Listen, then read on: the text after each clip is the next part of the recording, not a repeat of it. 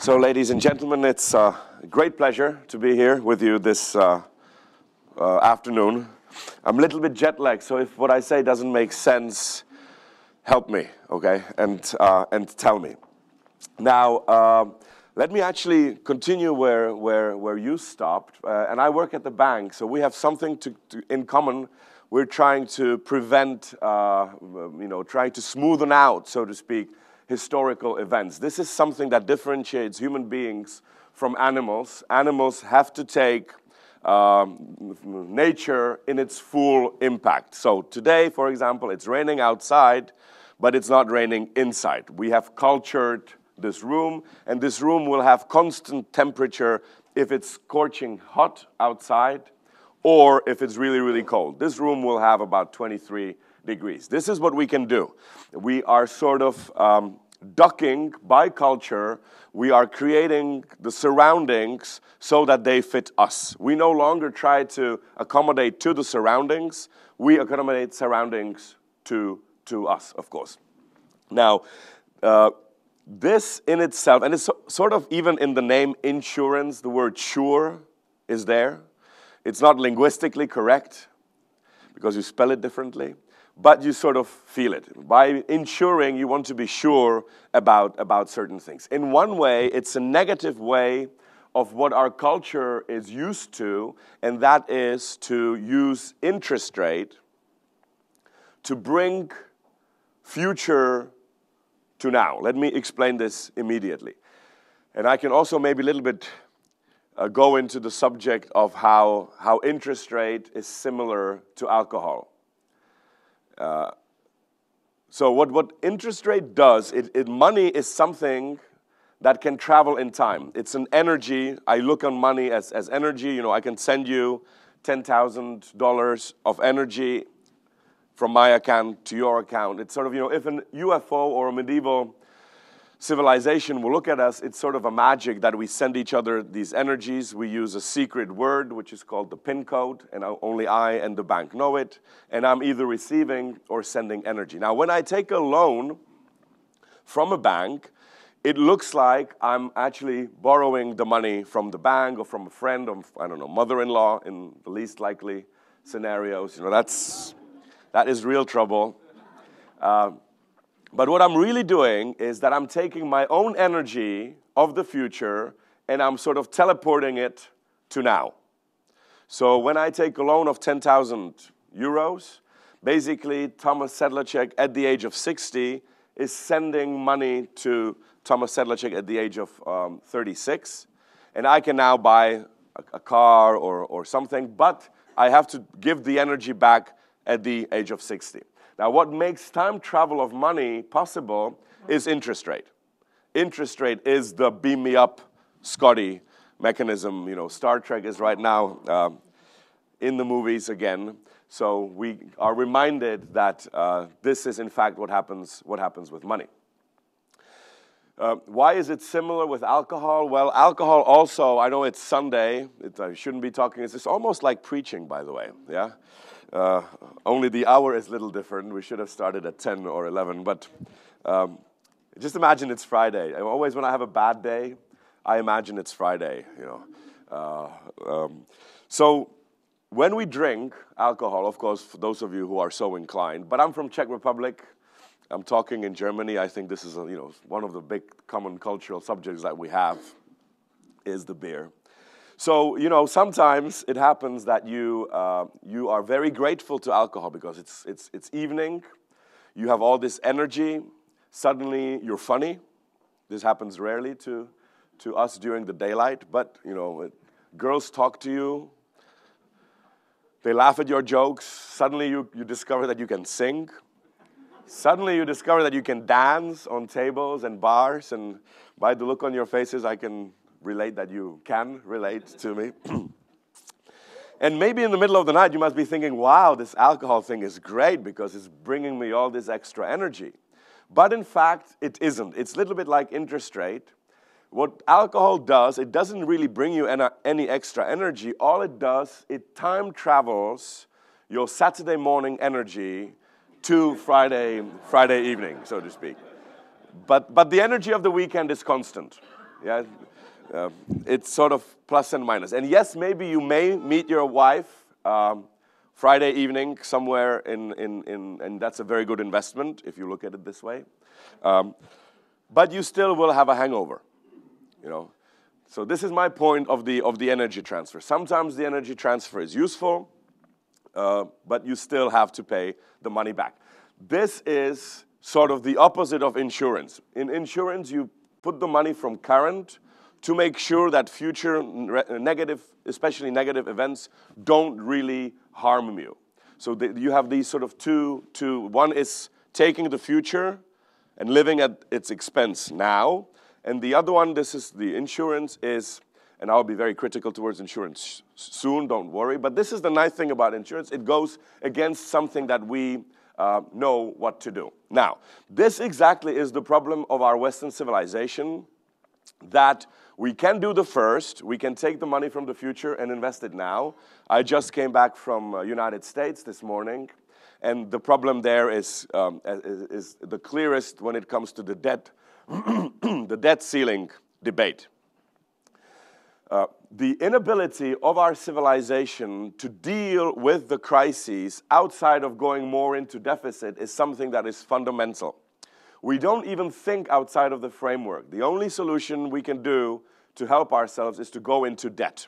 A little bit differently, but basically go into debt. Now, this is curious because what got us into the difficult situation in the first place was debt. There was too much debt on the level of banks, on the level of too much risk on the big insurance companies, and too much debt on the shoulders of the government.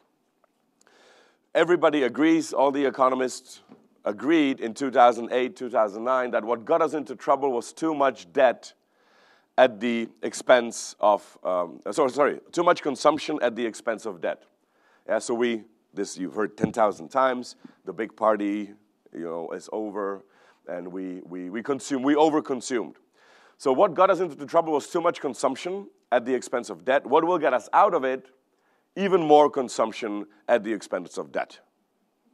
Only a little differently, but this is by the way a characteristic of a fetish. It gets you into trouble, and the more into trouble you are, the more of a Stockholm complex you have towards the fetish. Yeah, thank you for that. No, but this is the same thing with debt. We have a Stockholm complex towards our debt. It tortures us, and the more it destroys us, the more sort of entangled we get in it. There is, just to give you a completely different way of dealing with the crises, I often use the thinking from the very first business cycle in the history of mankind, which is, and this is nice that it's Sunday, it comes from the Bible, and this is a very famous story about the 7 lean cows and the 7 fat cows. I always have to be careful not to look on anybody in particular when I talk about the fat cows. And Pharaoh has this dream: 7 fat cows, then 7 lean cows, and he doesn't know what to make of it. So he calls Joseph. Joseph is a Hebrew prophet. And Joseph says, "Congratulations, Pharaoh.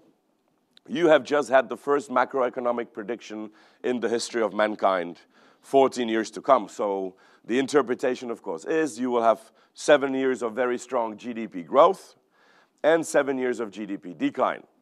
Now, Pharaoh says, "Okay, that's very nice. Thank you. What shall I do about it?" And Joseph, because he's a very well-read Keynesian, immediately answers him, "Well, during the good years, do not eat everything that grows. Do not consume everything that grows, but save part of that and then use it, insure yourself, so to speak, and then use it in the bad years." So there's very many interpretations that you can go into. I only want to make 2.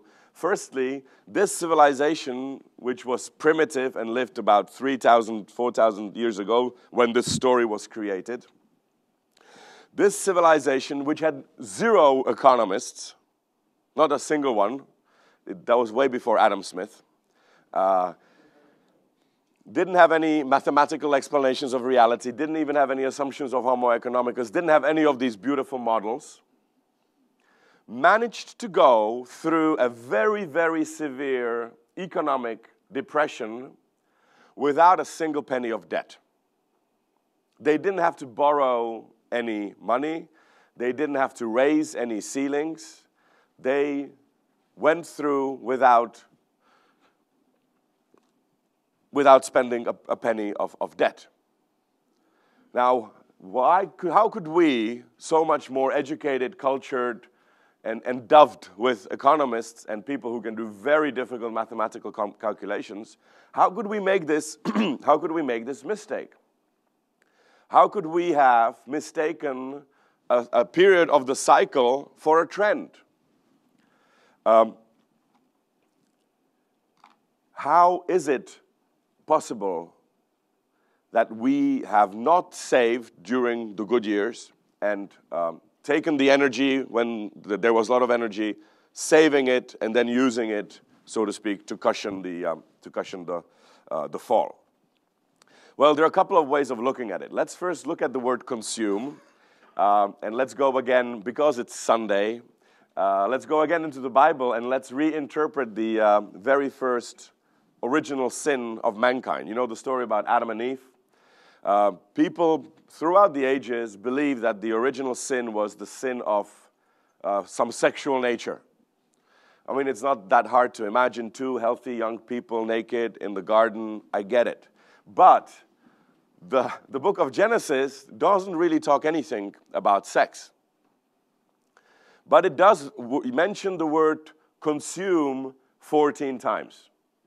Over 2-3 pages, don't consume, and the snake came, consume. And the word consume, which is not very good literature, by the way, using the same word 14 times over 2 pages, you would probably not get a very good grade for that. So there must be a point.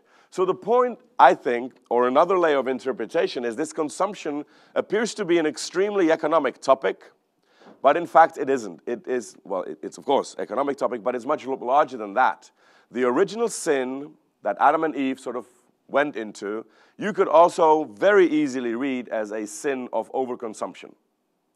They consumed something that they didn't have to consume, in fact, that they were not allowed to consume. They didn't consume the fruit because they were hungry. They sort of consumed it, we don't know why, maybe just for fun or just to try something new. And the curse that Adam and Eve also got was a curse of economic nature. Eve gets, economy is about demand and supply. Eve gets the curse of demand. You will desire, but your desires, your demands will not be with you. You will not control them. They will control you. They will be disjointed, and they will drive you mad. In other words, because what I gave you in the garden wasn't good enough for you, it was good, but it wasn't good enough for you, nothing ever will be good enough for you, and this will be your curse. You will desire, and you will never be able to be content. And Adam, the poor guy, gets the curse of supply. So, you will, in the sweat of your brow, even with the technology of the 21st century, with all your internets and Twitters and everything, even with a completely enhanced efficiency and productivity, just imagine how much more you would have to work to achieve today's results without computers, without cell phones, without internet. This saves you incredible amounts of time. You can be much more efficient than you would be without it. So, again, Adam gets the curse of supply. Even with the technology of the 21st century, it will not, what you produce will not be enough to satisfy her desires. So, in other words, the demand will always be escaping you. So, here we are, driven by demands that we have no control over, and they will never leave us to rest. Okay, so that was just a little thought that we really should take this word consume seriously. What happened in 2008 was a typical thing that we humans do, which is unable to sort of correct ourselves. They say very often that the economy is depressed. I think this is a wrong diagnosis. I think the economy is manic depressed. If anything, that's what it is. It has a tendency to overdo its happy moods into manias and its bad moods into depressions. What's important to note that the collapses of the body and the collapses of the psyche appear on both ends. In other words, manias are as dangerous as depressions, and I would even argue that manias are more dangerous of the two.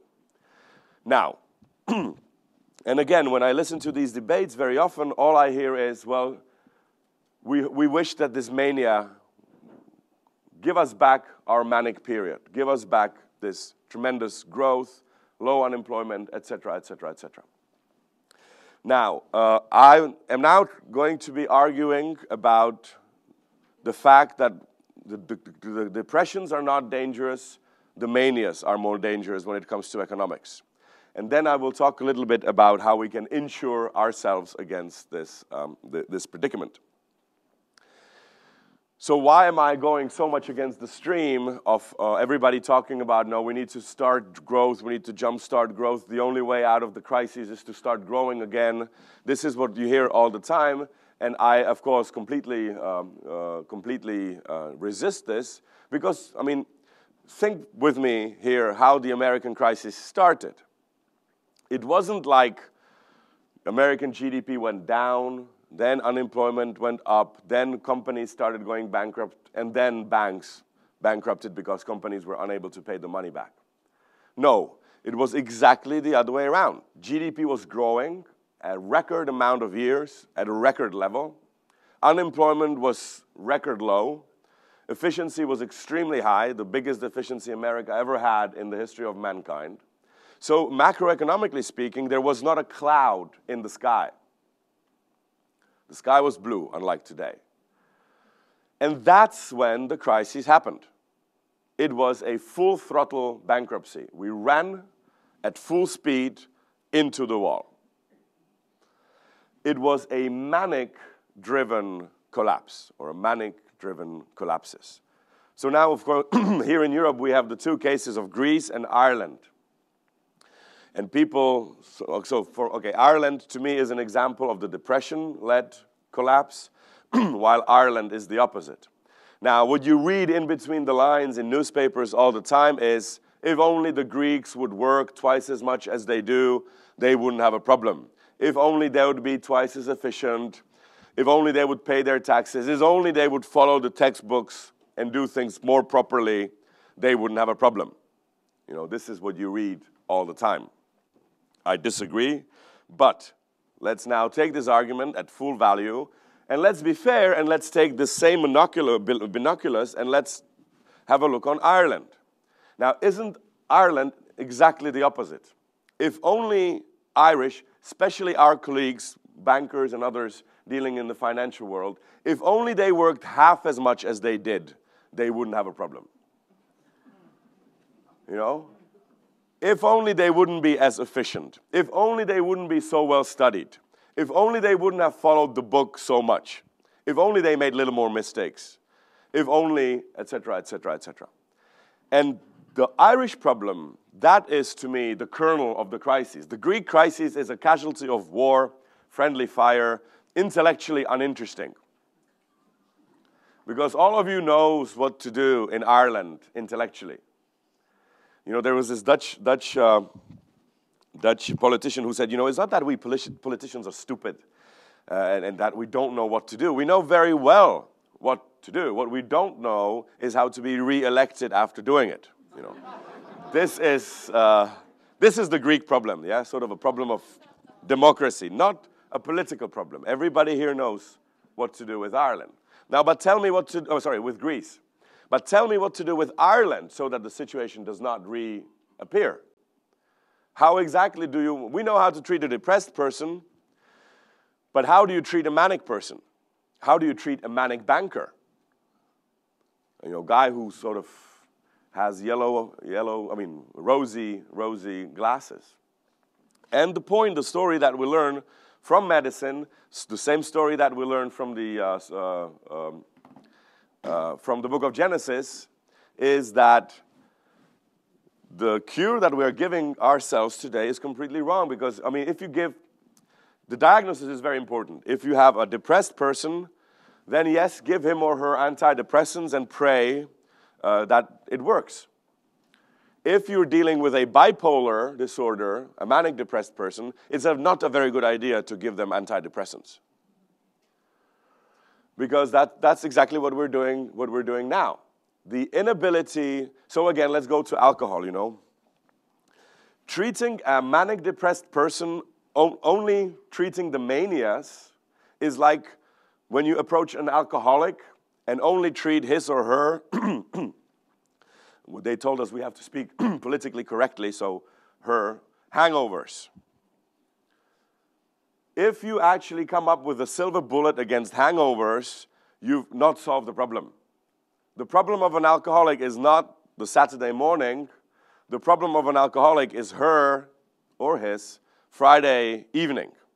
And it's also like this with regulation, I think, a little bit, you know, because I call this the regulation that we're going. I'm not against it. I absolutely agree that the markets must be regulated because they cannot regulate themselves, obviously. And I'm sorry, but we can't.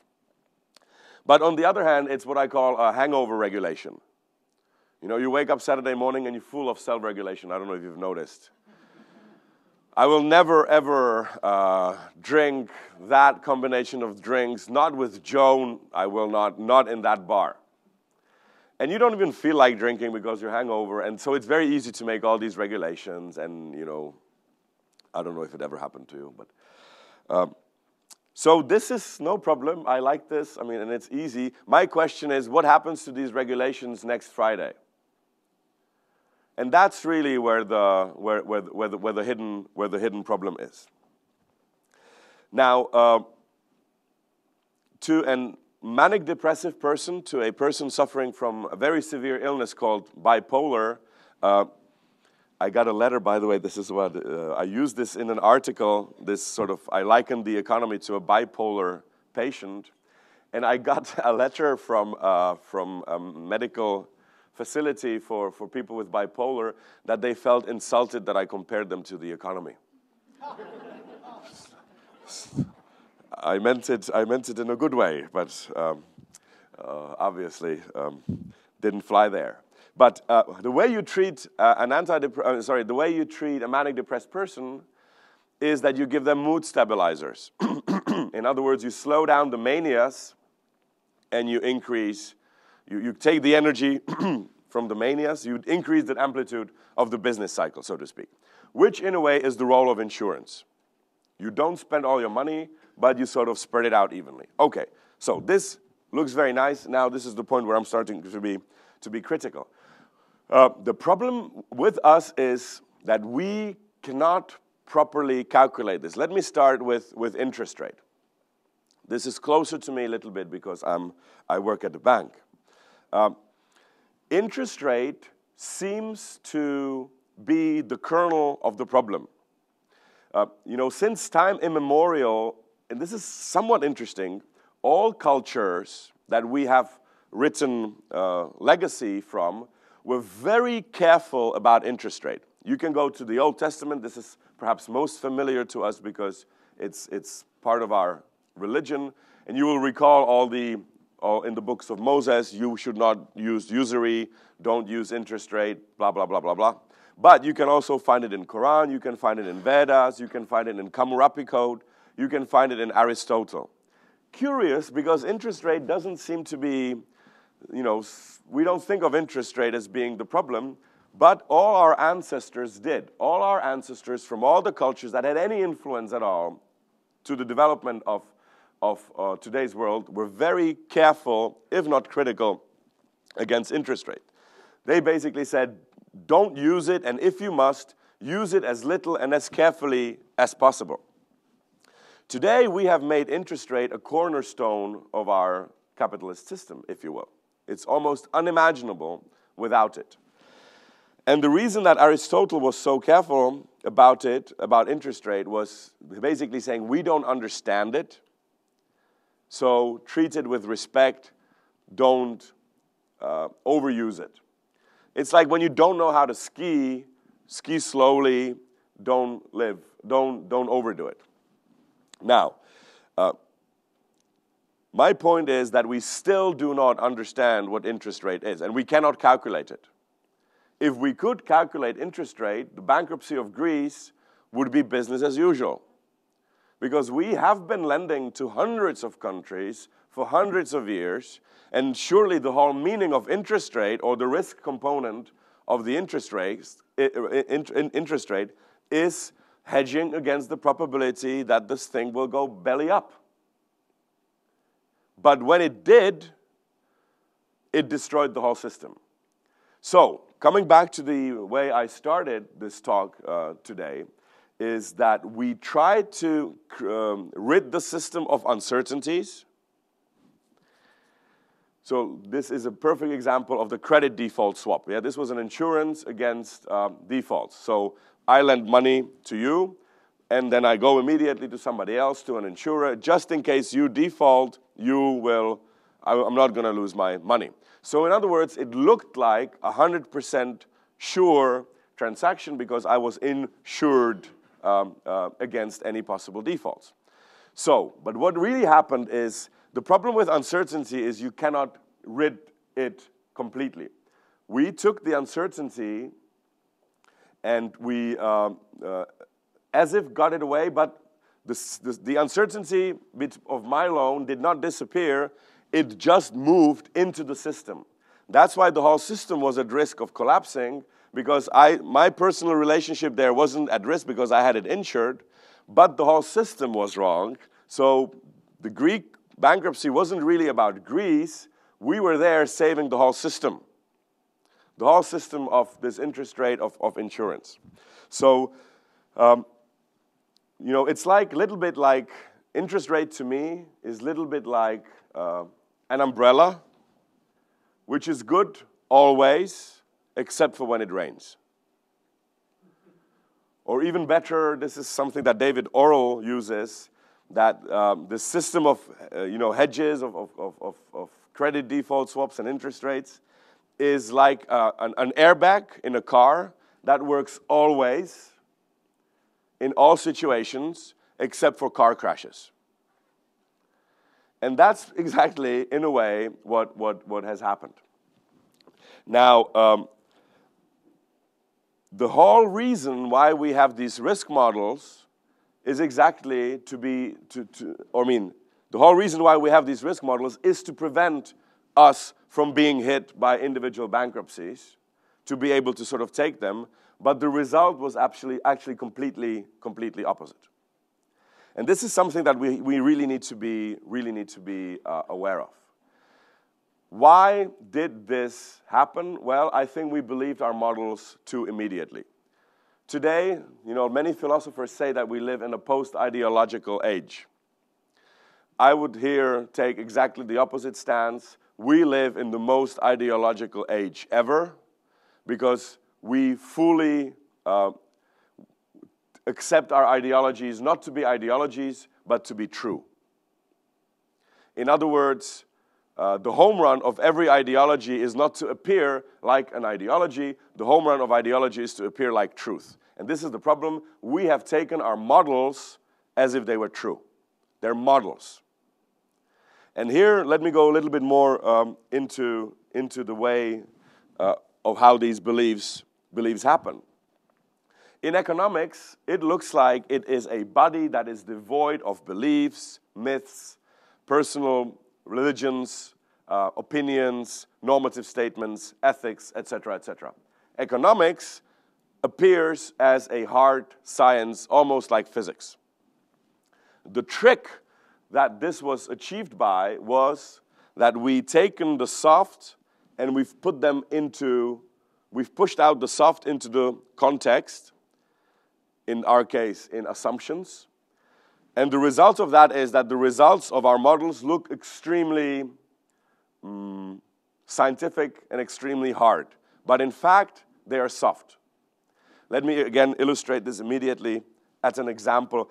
Do you know Hitchhiker's Guide to the Galaxy? Okay, so those of you who nod, you know the answer to the meaning of life, universe, and everything. And it is 42, precisely. So, everybody knows the story. Is there anybody who doesn't? I'm happy to sum it up. Everybody knows? Okay, so just very quickly, people are sick and tired of answering all these philosophical questions about the meaning of life and universe. And, you know, philosophers and theologians, they always have these different opinions and blah, blah, blah, blah, blah. So they construct a computer that is to give them the answer to the meaning of life, universe, and everything once and for all. So the computer says, yes, I can do this. I will need a couple of million years to do the calculations, but I can do this. In the meantime, philosophers go on strike because they are afraid that they will lose their job once the question is answered. But after a couple of million years, the computer wakes up and says, okay, now I have the answer to the meaning of life, universe, and everything. So the whole multiverse gathers and listens to this computer called deep thought, and the computer says the answer is 42. And I'm sure of this. This is beyond doubt. I have run all the t-tests and whatnot. So people are a little bit disappointed. There's a lot of disappointment in the room. What's the case here? Well, the case here is that you cannot have an exact answer to fuzzy areas of life. The answer 42 was a correct answer, of course, but the problem was that the context of the question was missing. And that's exactly what I feel we do in economics. If you listen very carefully, economics is full of 42s. So, you know, I always pray that my colleagues actually say it openly, but they do. I mean, if you listen, and you can do this next time when you listen to an economist in the radio or in TV, whenever a journalist asks them, so what's the GDP of Germany going to be like next year? The answer is always the same. I don't know. It's very difficult. It's impossible. Don't be silly. I don't have a crystal ball, but 3.2. So I'm thinking, well, wait a minute. Either you don't know, and you don't know, which means that you don't know, or you know, which means that you know. But you can't really do the same thing at the two things at the same time. So I was in the habit of actually answering whenever they stopped calling me now, thank God. But for 2 years, I just had a very hard time convincing them that actually I don't know the future, that I'm not a prophet. And so they would call me and say, okay, what's the unemployment going to be like next year? I said, I don't know. And there was always this silence because this is always what they got. The answer was, I don't know, but. So I said, I don't know. And I'm always praying when I hear this, my colleagues, I say, okay, stop there. It's not necessary to say anything more. And they kept calling me, and I said, I don't know. And it didn't have. So what I started doing, I started saying 42 for everything, you know. And that worked. But for a year, nobody noticed. So anyway, so what's the danger there? Well, the problem is that if we live in an uncertain time, you can't really, it's not helpful that you pretend certainty in an uncertain surrounding. So for example, let's imagine that something goes wrong here and there's a great panic and the lights go off and there's a lot of windows here, so let's just imagine the sun dims for a while. And people want to get out of this room. I can stand up, or somebody can stand up and say, listen, I know where the exit is, follow me, the exit is right there. People would run, and they would hit the wall.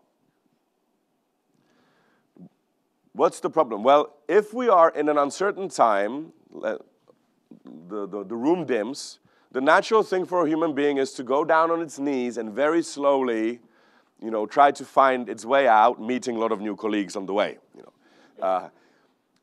When somebody comes with a stamp of an expert telling this is exactly how it's going to be 3.2, 6.8, it very quickly creates the impression that we actually know what's going to happen, which we do not know and will never know. And that is the danger of numbers. Now, let me now, of course, you will say, well, you can't do business with that, can you? Can't live your lives. Well, okay, we are here among people who do lots of numbers. Me too. How many of you know whether your personal GDP, 2011 to 2012, went up or down? In other words, your income. How many of you know? Okay, so that's about a third of the room. Now, by how much? And I want this percentage to the last decimal. Okay. You're getting the hinge of this, right? So how many of you know by how many percent it went up or down? Now, how is it that we actually don't know this? Is it a difficult number to find out? No, just call your accountant. I mean, here, of course, supposing that your tax returns reflect the level of your income. And you divide the two numbers and you get a percentage. Personal GDP is much more important for me than some abstract GDP of Europe or Germany or Czech Republic. Why don't I care? Well, we don't know, not because we can't know, but because we don't care. We live our lives personally, very happily, without knowing the GDP, if it in the past went up or down. It's irrelevant to our lives. And we're talking here business people. Now, and this you can find out in 2 minutes, maybe 5 minutes. This really is no bummer. But nobody does this because why should we? Then some magic happens, and it becomes not a personal GDP, but becomes a national-wide GDP. And there, if it goes down by whatever, we almost destroy the European Union. My question is, what happens? What sort of magic happens in between a very relevant number for myself and for my family that I completely don't care about, and an abstract number that has very little relevance to my personal life that I could kill for. The problem is the following, and this, I think, with this, let me see what the time is. We can go into questions. I'll be very happy to do that. I'm already a little bit over time. The problem is with this, and this is how, and I hope you've noticed that I'm trying to go against, in my work, I'm trying to go against this economic reductionism, and I'm trying to swing the pendulum into the other side, saying that economics is too embedded with everything else.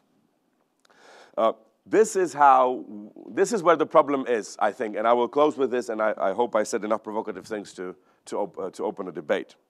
Sallust, who was a pre-Socratic philosopher, defined myth in the following way. He said, myth is something that never happened, but it's happening always. So it's not really important whether Adam and Eve existed with an ID 001 and 002. What's important is that the story functions, that I can talk about it and you understand what I mean.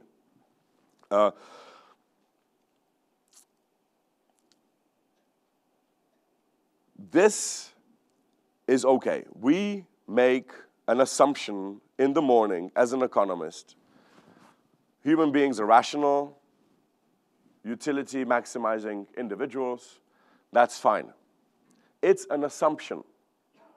Physicists make crazy assumptions also. They, for example, assume that friction of air doesn't matter when they calculate easy cases of free-falling objects. Of course, it's stupid. Friction of air does exist. Everybody knows this. And it would be a very difficult world to live in if it wouldn't. We would explode immediately. And that's fine. Assumptions can be completely irrelevant. What the problem is when the economist then in the evening goes to a pub with his friends, philosophers, theologians, I don't know, painters, whatever, and tells them, you know what we discovered? We discovered that human beings are rational, utility maximizing egoists. It doesn't really ring the bell, but there's a huge difference between saying let's assume and saying it is. It's like saying the huge difference between me saying let's assume I have 2 million euros and me saying I have 2 million euros. You can feel the huge difference right there. It's like, if a physicist would come to a pub in the evening and say, you know what we discovered? We discovered friction of air doesn't exist. And that's exactly what happens in economics, is that economists created the myths themselves in the morning. A useful myth or an unuseful myth, this is a different topic, but nevertheless, a myth. And between the morning and the pub, they believed in the very own myth that they have created. So suddenly they enter a theological, philosophical, ethical debate with others claiming that actually our assumptions are valid. This is how I think we live in a world where economics pretends to be neutral, value-free, technical, allocative science, but in fact it is full of values that get smuggled in, that tell you exactly what to do, tell politicians how to direct our countries, and it has become what I call an unorchestrated orchestrator, which is you are not allowed to orchestrate it. The invisible hand of the market will orchestrate you. You're not allowed to give it values, it will give values to you, etc., etc. So, to conclude, we should treat economists like any other religious minority. They should be protected. They are free, or we are free to confess our opinions, write about them. Freedom of speech should, of course, apply to us as well.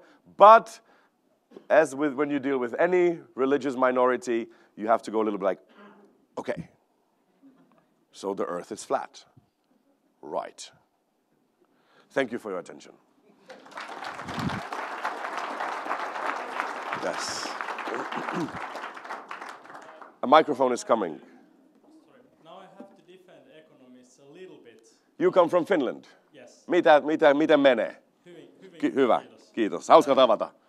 Samoin. At least economists are open upfront about the mistakes. Yes, yes. If you read any kind of economics academic paper, it will always begin, let us assume for the sake of convenience that. And yes. then you have the assumptions. And of course, economists know why they do these assumptions. It's because that's the way they get nice models to work with. Yes. But of course, that's what should be concentrated on. For the sake of convenience, we've done something which actually has a great impact on the outcome. So. Absolutely. But they are open about it. Yeah. It's for the sake of convenience. It's just that we've confused what's important. We've confused the model with the convenience. Absolutely. I absolutely agree with you. What I think we confuse is what's convenient for what's true. And that's exactly my point. It's very convenient to assume that the friction of air doesn't exist, as long as you don't then go quarreling about it that it does or doesn't.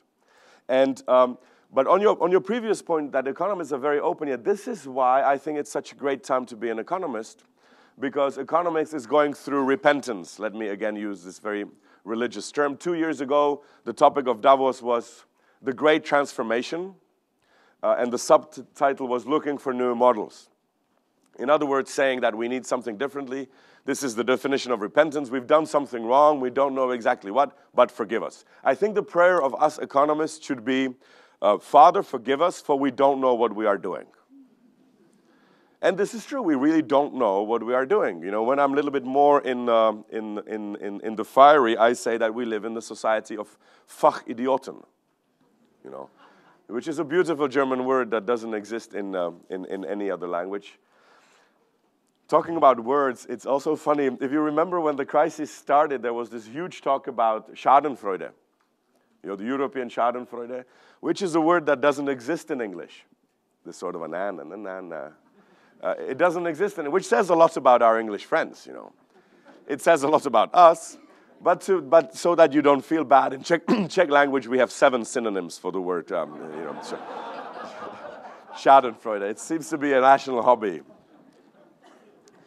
But anyway, yeah. So economics is going through this repentance. We really want to be. So even another way, maybe to make your point even more extreme, if I can, the whole thing was called credit crunch. Yeah, credit in Latin means faith. So it's a faith crunch. Our beliefs in these models, and my problem is exactly that we believe the models too much. They were just models. They were not to be religiously taken with. So exactly this, for the sake of convenience, we did put it in there, but we somewhere in the middle of calculations, we lost it. To give an even more radical example of that, perhaps, is that, okay, so there is nothing like an ideologically neutral ground.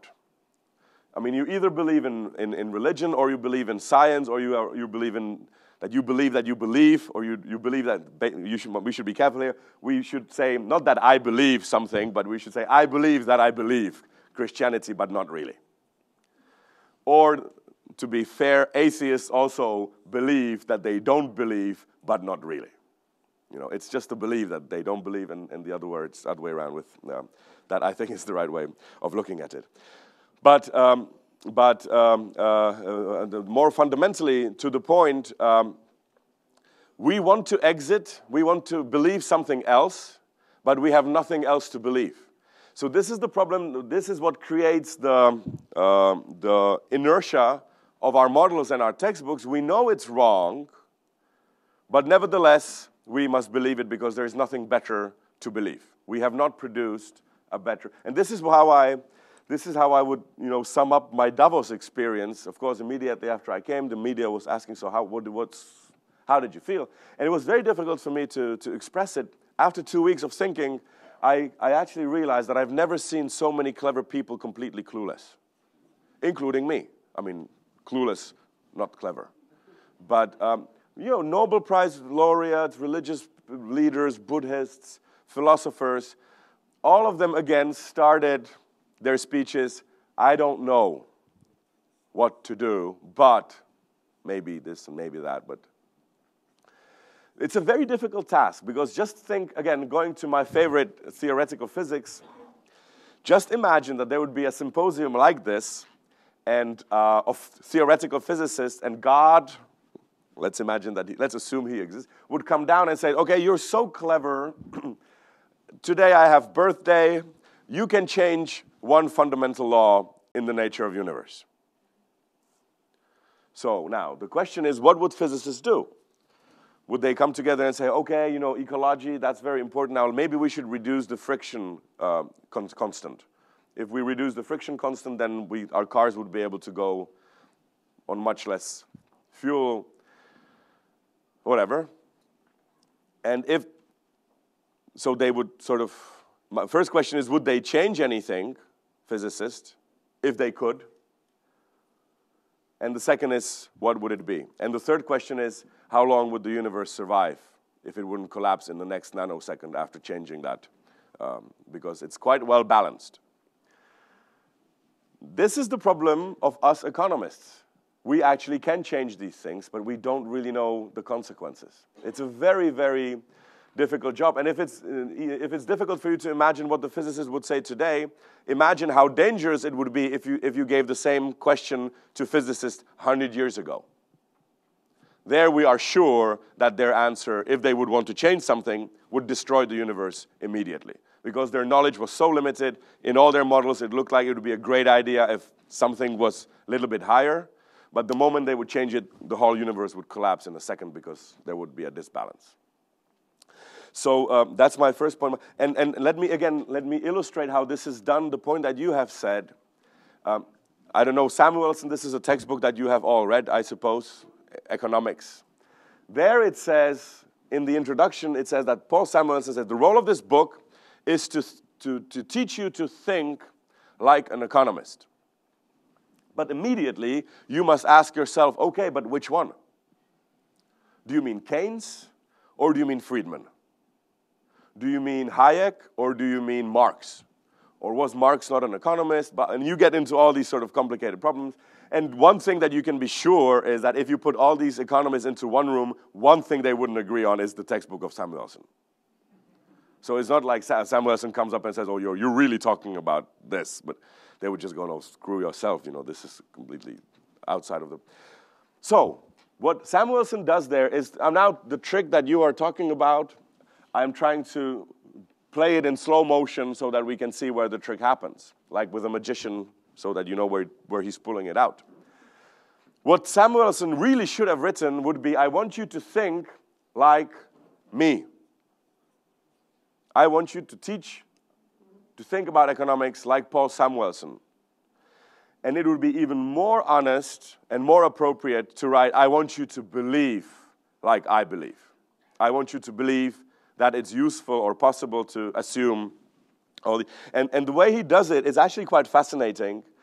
So he takes a problem and he wants to prove it. So he goes through very detailed, meticulous mathematical calculations. Then he stops and says, but because human beings are free, agents and governments are wrong and the markets are right, we continue, and the result, QED. How exactly is this legitimate? You have spent 7 pages on a small little, very intuitive mathematical detail, and then with 1 sentence, you do away with the question whether human beings are actually free. This is 3,000 years of thinking of philosophers, and they're still not conclusive about it. You can't assume the problem away. So the answer looks that the proof is absolutely scientific, but in the middle he has smuggled his, which I absolutely respect, it's his religious right to believe these things. But he smuggled it in, and at the end it appears 42, but this is the trick. He sort of assumes it away, which I find fascinating, but illicit. Yeah. Thomas, you talked about alcohol. Let's talk about drugs. Perfect. Are we addicted to growth? I mean, there's insurers, brokers, reinsurers in this room. I guess we all believe that being healthy means growing, yeah, regardless of what kind of environment we're in. Yeah. Is this part of the macro problem? Yes, precisely. Now you really got me going. It is healthy to grow for a child. Once you are adult, you no longer will grow this way, but you will grow, this way. If that's growth, but now seriously, to me, when there was a revolution in my country in 1989, last century, it was a very difficult choice, because we were now leaving a stupid, corrupted, one of the worst systems ever invented in mankind, called communism. And we were buying a new system which gave you freedom. You could express yourself, you could do whatever you wanted to do, you could travel, but it also made you rich. So the dilemma wasn't all that difficult. Yes. Now, what if we make this dilemma a true dilemma? Let's imagine that you have a choice of a system in which you are free, but you are poorer. This is, in a way, the Chinese debate. Yeah? Because you can hear a lot of European businessmen, not anymore, but a year ago, looking up to China saying, it's a superior model, people are not free there, which is good because the economy works much faster, And there were even suggestions that we should give up our... No, but what is in the first place? Is it economic growth or is it freedom? This little bit reminds me, again, going to the Bible, when the children of Israel were leaving Egypt, they told Moses, screw your freedom. We want our pots of flesh. And in the slavery of Egypt. This, I think, is a true dilemma. This is a dilemma that we don't have as Europeans, but if we would, what would we choose? Would we rather choose riches or freedom? Another way how to demonstrate this is what I call a subject-object reversal. So in the beginning, and this is what I still sort of believe, that market democracy, the system in which we live, is a fertile ground for growth. It is the most fertile ground for growth. But in fact, what we believe today is a subject-object reversal. If I read newspapers, if I listen to my colleagues, if I listen to politicians, they believe something else. They believe not that the growth is a result of market democracy, but that growth is a conditio sine qua non of market democracy.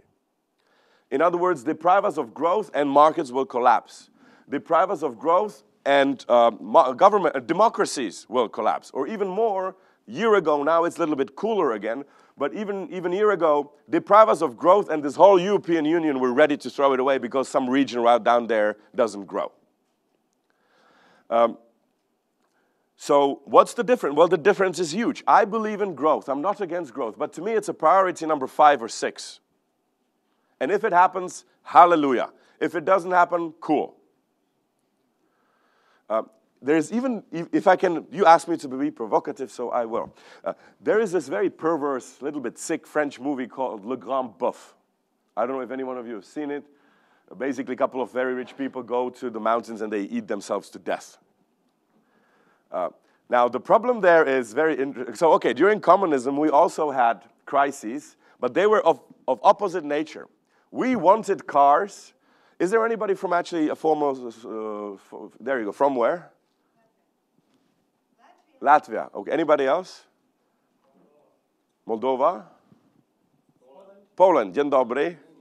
Romania. So, you remember, perhaps, yes, you are a little bit younger than me. You remember that we wanted sugar, but there was no sugar. We wanted toilet paper. One year, I remember, there was no toilet paper. So, the demand was there, but the supply wasn't. The problem of Le Grand Boeuf and us, the Western society 2008 to now, is that the supply is there, but the demand isn't. So in other words, we have enough cars, but nobody wants them. We have enough sugar, but nobody wants it anymore. So the supply is there, but the demand, so in other words, we are not hungry enough. This is the problem. If only the economy could vomit, so to speak, in the Greek way, that, you know, then this is really what we want. And now, if you look at it from this way, our reaction is a little bit curious, you know. In other words, the economy cooks more than it wants to eat. This is the situation of Le Grand Boeuf. What's the solution? Yeah, what's the solution? Let's cook more and more efficiently. In other words, nobody wants our products, so we should be more efficient. Well, to me, a slowdown means, well, smoke a joint and relax. Now that you talk about drugs, you know. You know, I don't get it. We've already been very efficient. We've already been highly growing. That's, as I said, that was the problem of the crisis. So, yeah. Isn't that the main assumption? The human being wants more for himself and doesn't care about society?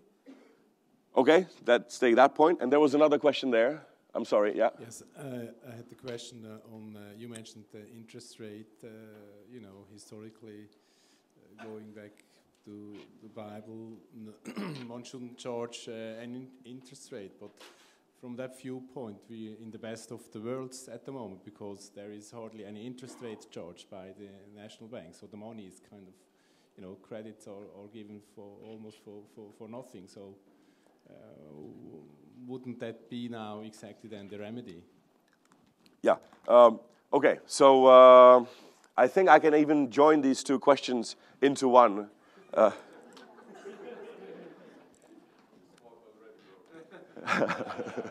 Now, not today. I came from America. It's not as legal as here.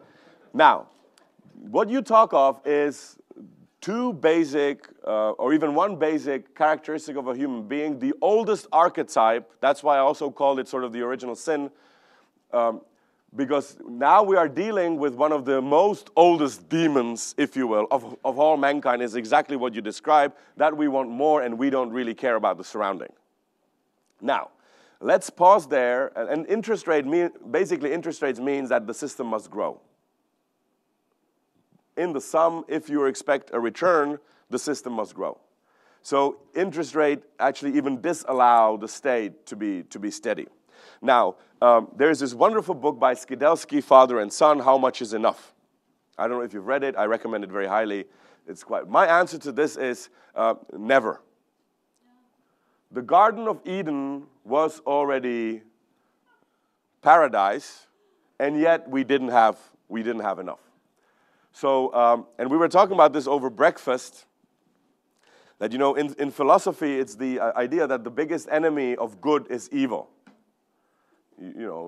Superman and the villain, and you always have, and then he's an evil guy. I think this is a little bit weird image because because this doesn't solve the problem of gravity of evil. If evil is the opposite of good, then why would people do it? I would say that the biggest enemy of good is the idea of better or more. That is the seeding ground of evil. So let's, again, take the story of Garden of Eden. Everything was good, perfect. Human beings had no Oedipus complexes. Nobody wanted to kill anybody. Everything was freshly made, still in the warranty, sort of, you could return the product.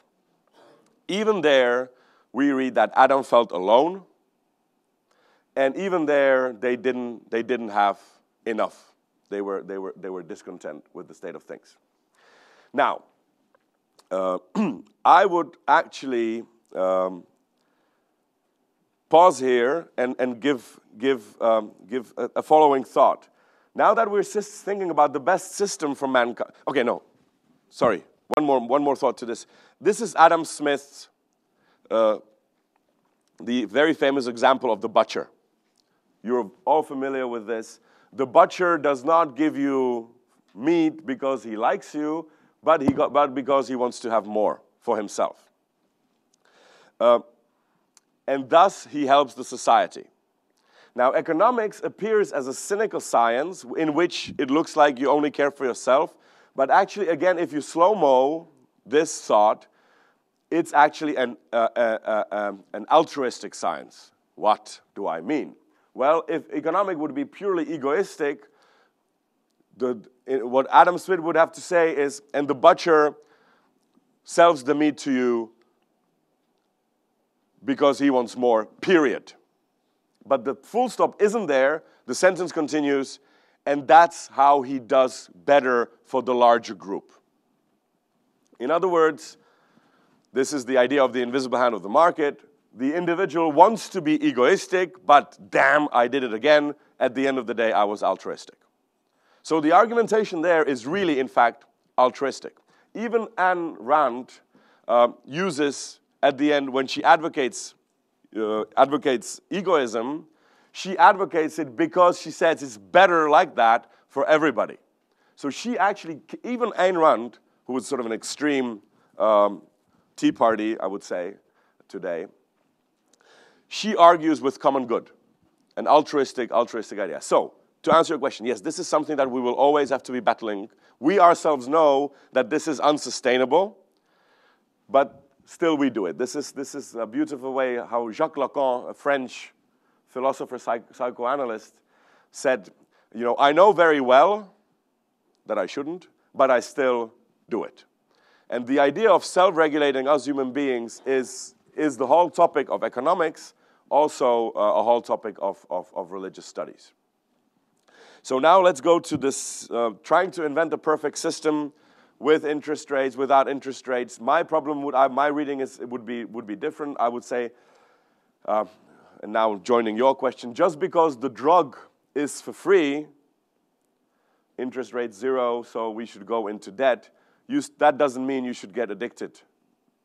And I would even say that the drug that we are addicted to is called speed. We have this feeling that we can't live without it. So anyway, so a perfect system. What's a perfect system? We now try to shop for a better or perfect system. A perfect system is a computer program. Computer program is 100% rational, man-made, predictable, special purpose vehicle for actually being rigorous. Ones and zeros, there's nothing fuzzy about it. It's actually this no Oedipus complexes, no psychology, no human sort of things going on there. It's a perfect system. A perfect system is a computer program. Even computer programs freeze. So what's my point? My point is, even the most ideal systems, which is a computer program, they too go through collapses. There is no wonder then that a social system, be it capitalism or whatever, also goes through collapses when you need to restart the system. My practical advice here is, well, with interest rate, without interest rate, with banks, without banks, with money, without money, whatever system you invent may be better than what we have today. I don't know, I don't think so, but maybe. But even that system will have the things that we've had in 2009, 2007. The role of us, intellectuals or people who care about the larger picture, is to make sure that during these resets, blood does not flow. In other words, we should devote a lot of our energy into trying to invent the system to be better, but also a significant part of energy should be devoted to knowing that the system will always have things like this, to insure against it, and to make sure that this reset happens without chopping anybody's heads off. So the problem with interest rate is exactly that they were, I think, too low. Now, the situation now is a little different from 2007, when also, especially in the United States, under Greenspan, interest rates were too low. The problem is we've taken something that we don't understand, which is money and interest rate, and we have taken it as if we know it by heart. So we've been sort of, when you walk on a ground that is not known to you, it's an uncertain ground, you should walk very, very softly and very carefully. What we have done, we've been skating on it like this, building huge pyramids of interest rate components on a very, you know, the song from Aerosmith, Living on the Edge. We bankers, we look very conservative, but we actually lived on the edge. And when you live on the edge for too long, you shouldn't be surprised that the edge cuts you from time to time. So again, we treated an unfamiliar subject with extreme familiarity. And this is, I think, the problem of interest rate. They should have been much higher. In other words, what we've seen in the economy was too... the role of a government, the government has two hands to battle against the manic depressive tendencies of the economy, and in depressions to give it more energy, in other words, low interest rate and high government spending during the depressions. But you can only do this if during the high growth time you are ready to have budget surpluses, which I understand might happen here in Germany next year, also perhaps this one, and high interest rates. So today we don't even live in a Keynesian world. We live in, I think the way to call our public policy today is bastard Keynesianism. We have taken half of Keynes only, and we've multiplied it by 2. So what basically Keynes said is, you can run budget deficits, providing you can run budget surpluses during good years. This was a little too complicated for us, so we just took the first part of the sentence, which is, you can run deficits, period. And, you know, we run deficits in good years and deficits in bad years. The debate ceiling in America, again, this is what my friends with whom I disagree, but I love them to pieces, like Krugman, for example. I respect him a lot, but here I cannot agree with him. The basic idea of them is, let's run deficits now so that we jumpstart the economy so that we can pay our debts better. Yeah, this is basically what they're saying. Well, just remove the middle part of the sentence, and what you get is, let's run into debt so that we can pay our debts better. And this, as you know, you don't have to be a banker. You should have all your red lights blinking that this is something very, very, very, very curious. With interest rates, it's similar. They should have been higher. We know this, that we should have been lending to Greece at a much higher interest rate. The reason why we as bankers, nobody forced us to do it. This was our decision. We calculated it to be too low. That's why the whole system then went down. If the interest rate for Greece would have been double or whatever, higher, then the bankruptcy of Greece would not have created such a problem. Now, the problem with interest rate is that the warning that the interest rate sent is too late.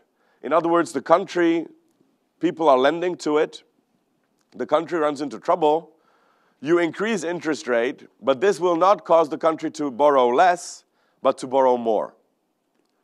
And the sort of the sack of bankruptcy is in the making right there.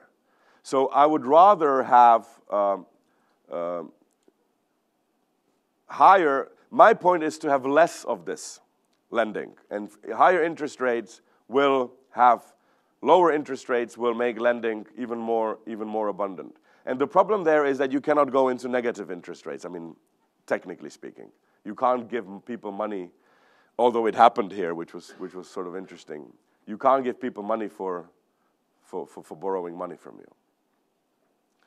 But still, yeah. We have a couple of minutes if there's one last question. Maybe there's one there, but then a short answer. Yeah, the questions are not the problem. The answers are.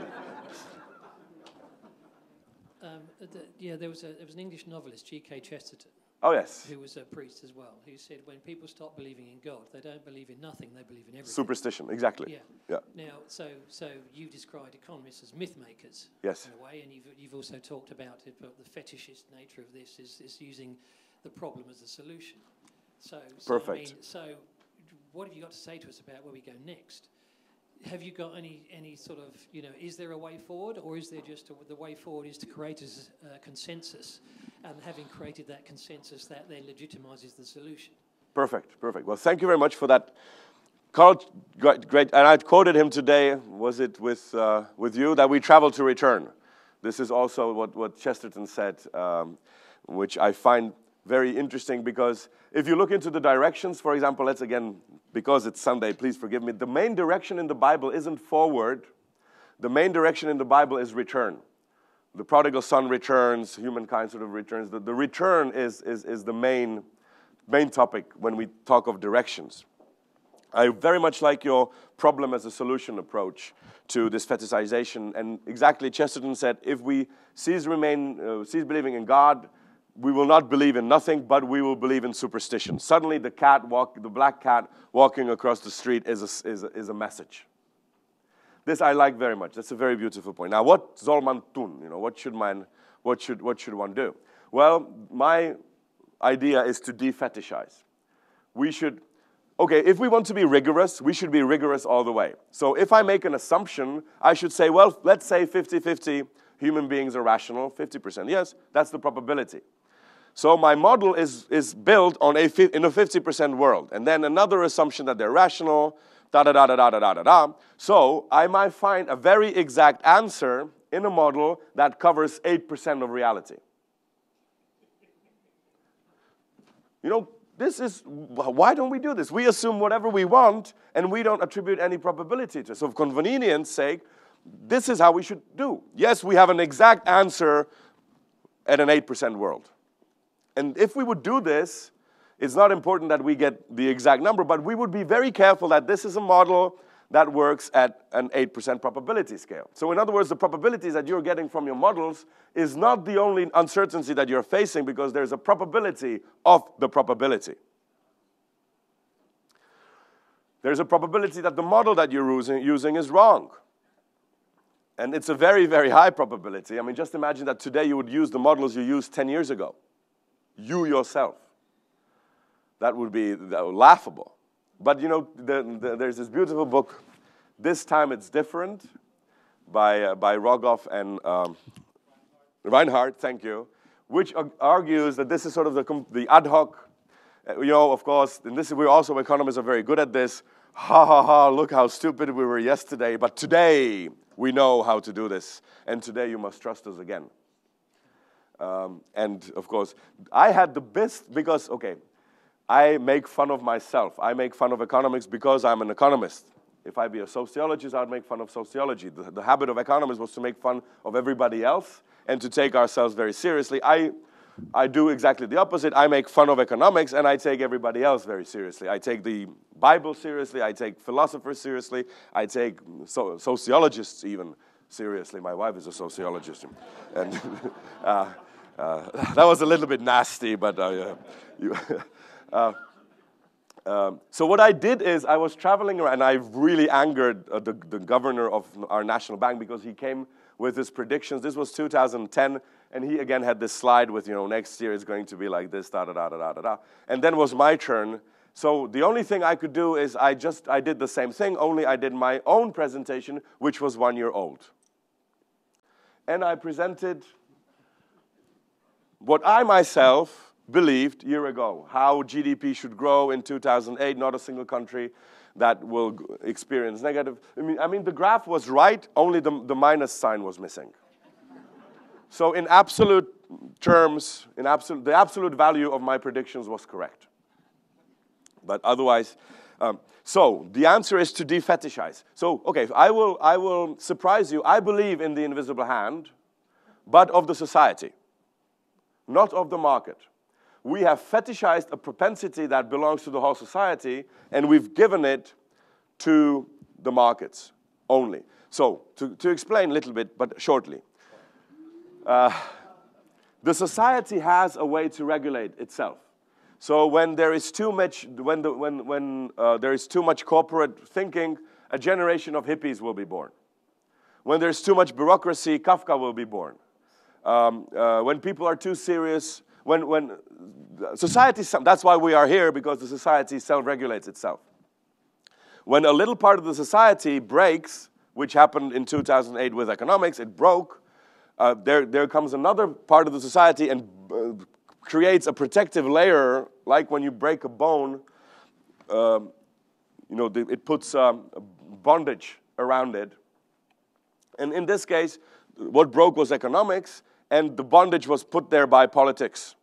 This is the only reason why economics survived, because politicians actually protected it from itself. And for 2 years, now the bondage is being slowly removed. But for 2 years, there was a bondage. This is what George W. Bush said. You can find this on the internet. Extremely interesting, actually. He did say at least one interesting thing. He said, in 2008, I had to breach all the rules of capitalism to protect all the rules of capitalism. It's a very, very interesting statement. So we have fetishized a propensity that belongs to the whole society. Why don't we talk about the invisible hand of arts? You could easily, why don't we talk about the invisible hand of shoemakers? Or the invisible hand of... So, my first point is de-fetishize and stop believing a propensity that belongs to the whole society, that it only belongs to economics. Secondly, economics now dictates what's a positive and negative externality. So, but just being in the position to dictate what is positive and negative, what is good and evil, you already won the game.